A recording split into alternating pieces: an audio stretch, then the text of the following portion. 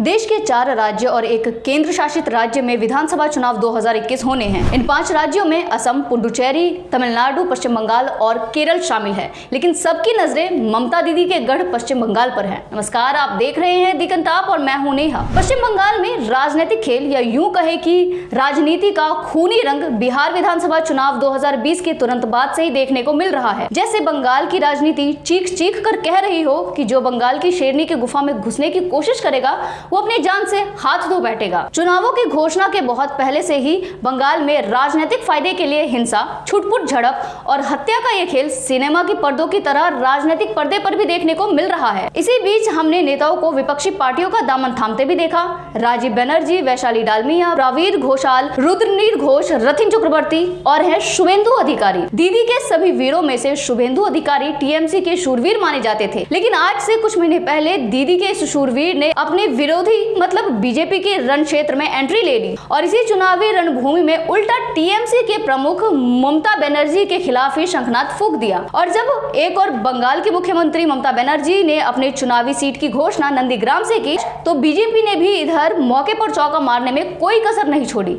उन्होंने शुभेंदु अधिकारी को नंदीग्राम विधानसभा से चुनाव लड़ने का टिकट थमा दिया। एक नेता जो कल तक ममता बनर्जी और टीएमसी के गुण गाते थकता नहीं था, अब वो अचानक ममता दीदी के खिलाफ ही मोर्चा संभालेगा।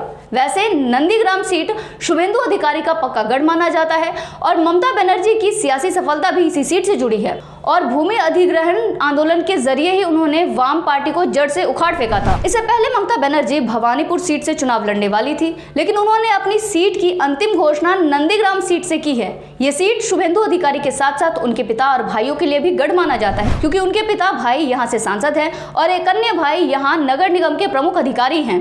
हम आपको बता दें 2007 में लेफ्ट की सरकार ने यहाँ एक फैक्ट्री बनाने की बात की थी और उनके भूमि अधिग्रहण के विरोध में आंदोलन हुआ। तब से टीएमसी ने अपनी पकड़ बनानी शुरू कर दी थी। 2011 के चुनावों में जब ममता बनर्जी की सरकार ने लेफ्ट को अपनी सत्ता से उखाड़ दिया था तो इसकी शुरुआत भी इसी नंदीग्राम सीट से हुई थी। वैसे ममता बनर्जी भी लगातार बाहरी वाला नारा उठाकर अपने विपक्षियों को चिता रही हैं कि वो बाहरियों को बंगाल में घुसने नहीं देंगी, जिसमें अमित शाह और जेपी नड्डा जैसे नेताओं को वो इस बारे में कह रही हैं। नंदीग्राम इसलिए भी महत्वपूर्ण है क्योंकि टीएमसी की शुरुआत भी यहीं से हुई थी और ट्राइबल एरिया भी है यहीं से टीएमसी ज्यादातर वोट और सीट से जीती थी। ऐसे में अब इंतजार रहेगा चुनावी नतीजों का।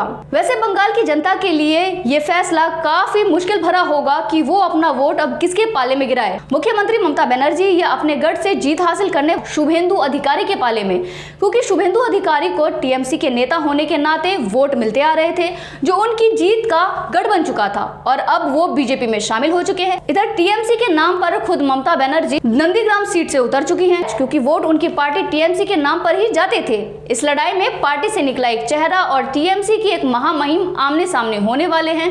अब लोगों को इंतजार है तो सिर्फ चुनावी परिणामों का। देखना होगा जीत किसके पाले में जाएगी, कौन बंगाल की सीट हथियाएगा, पार्टी से निकला एक कद्दावर नेता या खुद को बंगाल की शेरनी कहने वाली ममता बनर्जी। ऐसे ही कंटाप वीडियोस, कंटाप खबरें, बंगाल अपडेट्स के लिए आप देखते रहिए हमारे चैनल दी कंटाप को। आप हमारे चैनल दी कंटाप को फेसबुक पेज और यूट्यूब चैनल पर लाइक, सब्सक्राइब और ज्यादा से ज्यादा अपने दोस्तों, फैमिली के साथ शेयर करें और कमेंट भी करें और हाँ, बेल आइकन का बटन भी प्रेस करें।